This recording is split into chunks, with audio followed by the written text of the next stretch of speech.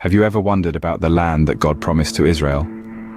This is a topic that has sparked curiosity and debate for centuries. Today we delve deep into the scriptures, specifically in the book of Genesis, to unravel the details of this divine promise. The first mention of this promise appears in Genesis 12:7. Here, Abram, later known as Abraham, had just arrived in Canaan. At this juncture, God makes a profound promise stating, "To your offspring I will give this land." This is the first indication of the covenant between God and Abraham, a promise of land that would be given to his descendants. However, the narrative doesn't stop there. God further expands on this promise in Genesis 15:18, making it even more significant. The promise now includes not just a piece of land, but an expansive territory.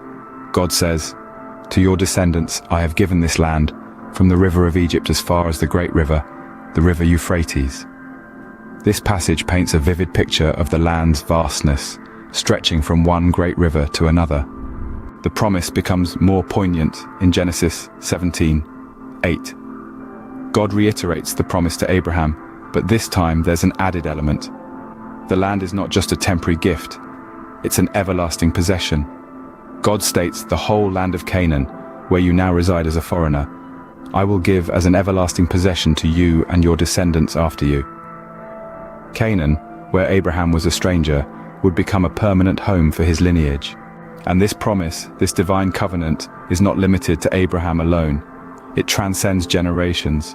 God repeats the promise to Abraham's son Isaac in Genesis 26:3-4 and Isaac's son Jacob in Genesis 28:13.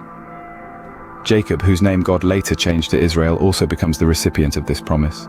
In summary, the land that God promised to Israel is not a mere tract of earth.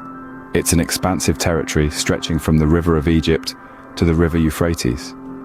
This promise, first made to Abraham, was then passed on to his descendants, Isaac and Jacob. It is a promise of an everlasting possession, a home for generations to come. This divine covenant, this promise of land, is not just a historical or biblical event, it's a testament to the enduring faith and hope of a people, a symbol of their divine connection, and a cornerstone of their identity. It's a promise that resonates across time, echoing through the generations from Abraham to Isaac, from Isaac to Jacob, and from Jacob to the people of Israel.